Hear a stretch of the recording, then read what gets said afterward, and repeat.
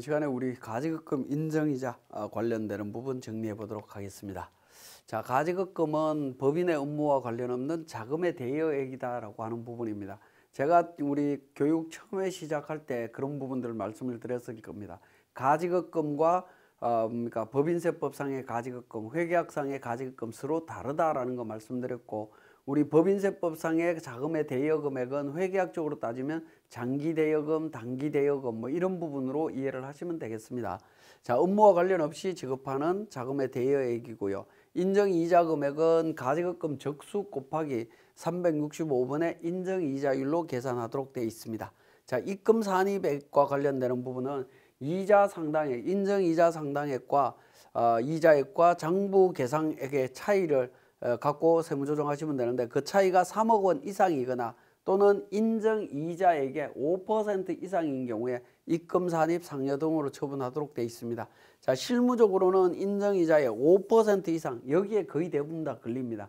여기 이 규정 때문에 거의 대부분 다 그러니까 입금산입 상여 처분이 나오게 됩니다. 자, 은행 예금을 담보로 제공하고 특수관계자에게 대출을 받을 수 있도록 한 행위가 업무무관 가지급금에 해당이 되느냐라는 부분입니다. 업무무관 가지급금은 직접 대여한 경우를 말하고 성질상 대여금에 준하는 경우도 포함한다라고 되어 있고요. 정기예금을 은행에 담보로 제공한 행위와 대출받은 행위는 별개의 법률 행위로서 업무무관 가지급금에 해당되지 않습니다. 자, 해당되지 않습니다. 단순하게 담보만 제공하는 것은 그러니까 그 업무무관 가지급금이 아니다라고 보시면 되겠습니다. 자, 가지급금에서 제외되는 부분들 뭐 여러 가지 내용들 나오는데, 마지막에 있는 부분 중소기업에 근무하는 직원한테 주택 구입 관련되는 부분이라든가 또는 전세 자금의 대여액에 대한 부분은 가지급금으로 보지 않습니다. 이 부분 주의하시고요. 자, 인정이자 적수와 관련되는 부분이 되겠는데, 인정이자율하고 적수. 자, 인정이자는 가중평균 차입이자율로 하는 게 원칙입니다. 그리고 예외적으로 당좌대출 이자율 적용할 수 있고요. 그 다음에 적수는 잔액으로 남아있는 매일매일 금액의 누적액으로 되어 있습니다. 누적 합계액으로 되어 있습니다. 그래서 가지급금이 발생한 초일은 산입하고 가지급금이 회수된 날은 제외하도록 되어 있다라는 거죠. 자, 이 부분은 적수 계산은 우리 프로그램에서 자동으로 이루어지기 때문에 여러분들은 크게 고민 안 하셔도 됩니다. 자, 특수관계자한테 자금 대여할 때 적용하는 이자율에 대한 시가 어떻게 할 거냐 하는 부분인데요. 내국법인이 특수관계법인에 자금을 대여하는 경우에 가중평균 차입이자율을 시가로 적용하는 게 원칙이다라는 거고요. 대여 시점의 가중평균 차입이자율을 약정기간 종료일까지 계속 적용하는 게 원칙입니다. 약정기간 종료일까지 계속 적용하는 거다라는 거 기억해 주시고, 자, 가중평균 차입이자율이 원칙이다라고 했고 예외적으로 당좌대출 이자율이 가능하다라고 앞에서 말씀드렸습니다. 그러면 당좌대출 이자율 적용할 수 있는 케이스가 어떤 케이스냐라는 건데, 첫 번째가 가중평균 차입이자율 적용이 불가능한 경우입니다. 이 경우는 어쩔 수가 없죠. 차입금이 없다든가 할 때는 어쩔 수가 없습니다. 그 경우에 당좌대출 이자율 적용합니다. 특수관계자가 아닌 자로부터 차입한 금액이 없는 경우에 이 부분 적용합니다. 그 다음에 대여기간이 5년을 초과하는 대여금이 있는 경우에 그 대여금에 대해서도 당좌대출 이자율을 적용하도록 되어 있습니다. 자, 그 다음에 법인이 당좌대출 이자율을 시가로 선택한 경우에는 그러니까 가능하다라는 거죠.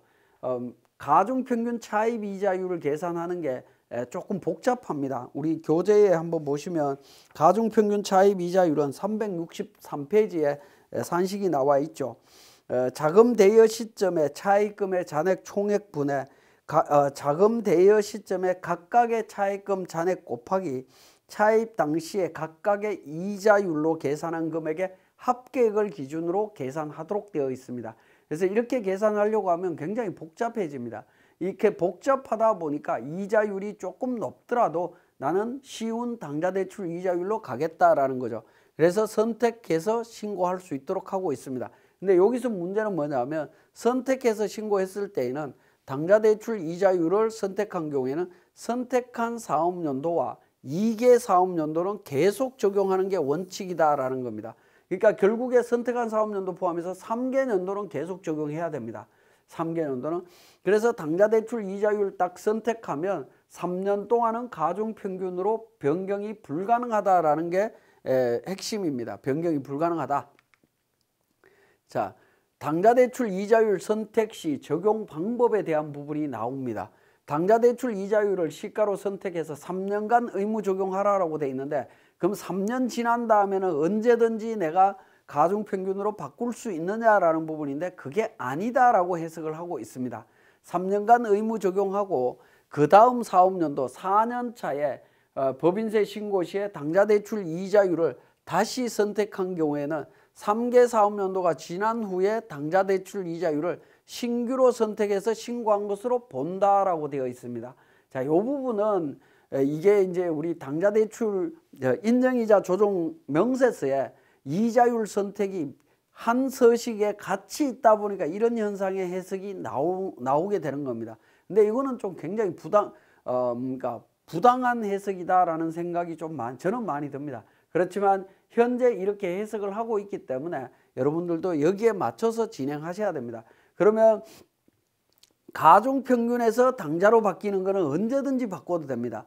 그렇지만 당좌대출에서 가중으로 이렇게 바꿀 수 있는 부분은 자, 가중평균에서 그러니까 당좌대출에서 가중으로 가는 것은 반드시 3년 지난 4년 차에 반드시 바꿔야 됩니다. 4년 차에 못 바꾸면 7년 차에 바꿔야 되는 거고요. 7년 차에 못 바꾸면 10년 차에 바꿔야 된다라는 이야기가 나옵니다.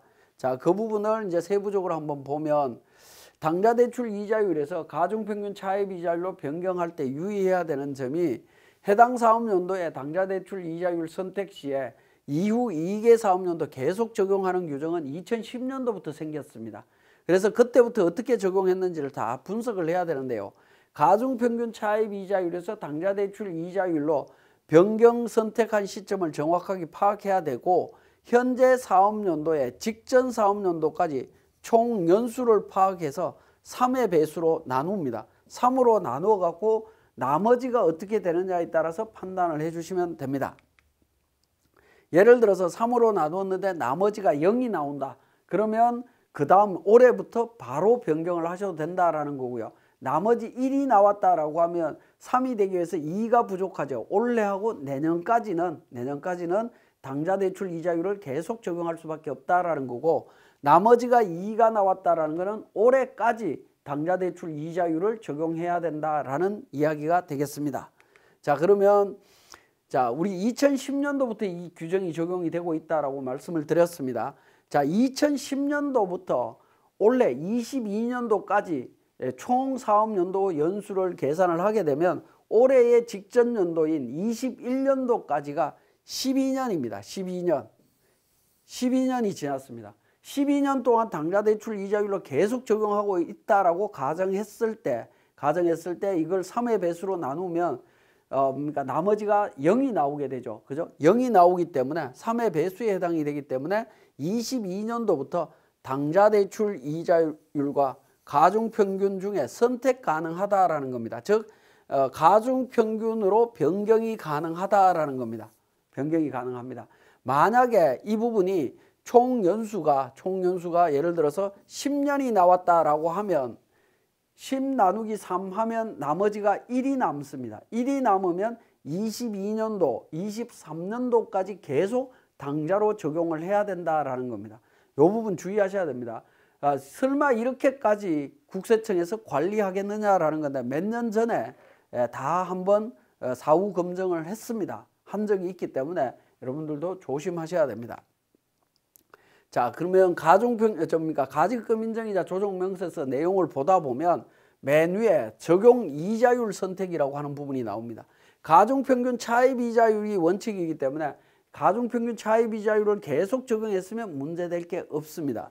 그런데 마지막에 있는 법인세 시행령 관련해서 당좌대출 이자율 선택했으면 요거는 납세자가 선택한 케이스입니다. 납세자가 선택을 했다면 어떻게 할 거냐? 3년 적용하고 그 다음에 또 선택하면 또다시 3년이다 라는 걸 의무기간이 있다라는 거죠. 의무기간이 있기 때문에 주의를 하셔야 되겠고 그 다음에 선택사업연도라고 하는 부분을 등록하도록 되어 있습니다. 이 부분은 워낙에 3년 주기 문제가 자꾸 발생을 하다 보니까 도대체 3년이 언제부터냐라는 것을 그러니까 이야기하기 위해서 선택사업연도를 입력하도록 하고 있습니다. 등록하도록 하고 있는데 주의하실 건 뭐냐면 선택사업연도가 2019년도다라고 되어 있으면 2019년도가 당좌대출 이자율을 선택한 첫 번째 연도라고 보시면 됩니다. 3년 중에 첫 번째 연도. 그러면 3년 동안 선택사업연도는 2019년도로 등록을 하시면 됩니다. 19, 20, 21년까지 3년 동안 그러니까 당좌대출 이자율로 갔죠. 그죠? 그러면 올해 세무조정할 때는 가중평균으로 바꿀 수 있다라는 겁니다. 그걸 확인할 수 있도록 해주는 부분이 선택사업연도라고 보시면 됩니다. 그런데 많은 분들이 이 부분을 오해하셔갖고 당의 사업연도를 그냥 입력하시는 경우들이 있어요. 등록하시는 경우들이 있는데 그렇게 등록하면 아무런 의미가 없습니다. 그렇게 등록하는 게 아니다라는 겁니다. 19년도로 그러니까 등록하고 사업연도에 당좌대출 이자율을 선택하고 이후 2년간 계속 적용하는 경우에는 선택사업연도는 19년도로 등록하는 거다라는 겁니다. 자, 세무조정 관련해서 인정이자와 실제 수입이자와의 차액이 3억 이상이거나 시가의 5% 이상 차이가 나면 세무조정한다라고 말씀을 드렸고, 가지급금 및 이자 미회수 시에는 입금 산입하고 귀속자에 대한 배당, 상여 등 추가적인 세무조정이 나옵니다. 자, 회수되지 아니한 가지급금 등에 대해서 어떻게 할 거냐?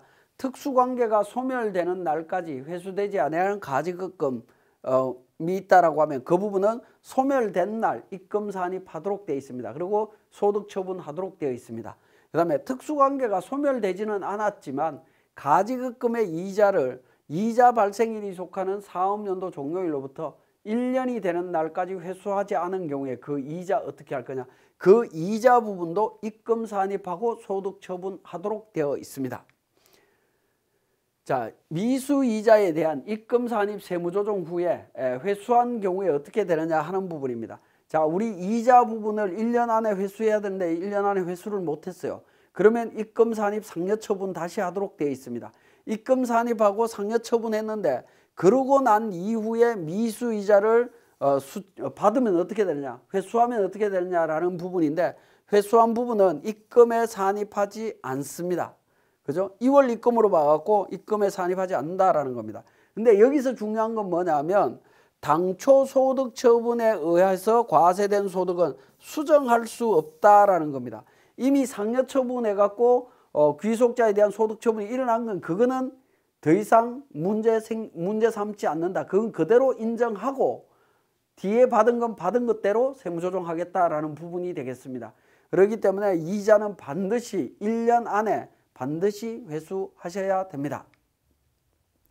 자, 미수이자 회수와 세무조정이라고 해서 미수이자 실질적으로 1년 내에 회수하면 12월 31일자에 미수수익 대 이자수익 계산이 돼 있으면 입금불산입 유보처분했겠죠. 그리고 회수 시점에 입금산입 유보처분하시면 됩니다.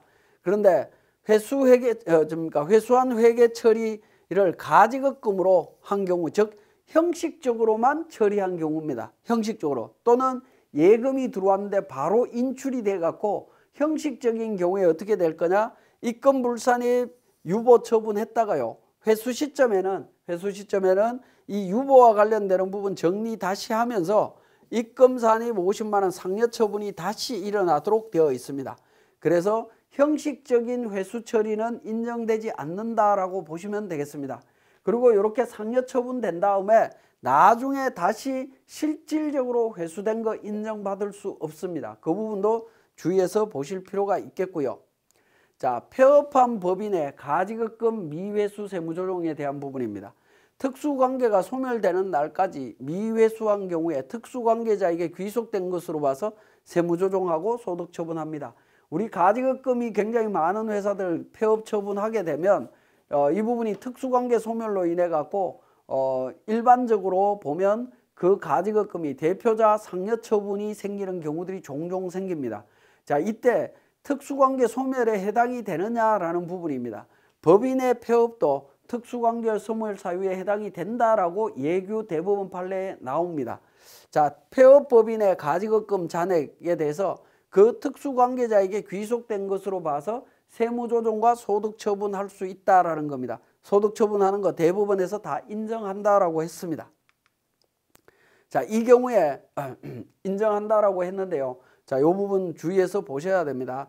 그리고 실질적으로 이제 폐업도 특수관계 소멸에 해당이 되느냐라는 건데, 소멸에 해당되는 이유가 다 있습니다. 이유가 다 있기 때문에 폐업법인도 다 인정이 된다. 특수관계 소멸로 본다. 결과를 이해를 하시면 되겠습니다. 자, 가지급금에 대한 규제를 보면 업무무관 가지급금 지급이자 송금불산익 규정이 적용이 되고요. 가지급금 인정이자 계산해야 되고 대손 처리 불가능하고 대손 충당금 설정도 불가능하다라고 보시면 될 것 같습니다. 자, 이번 시간은 여기서 마치겠습니다.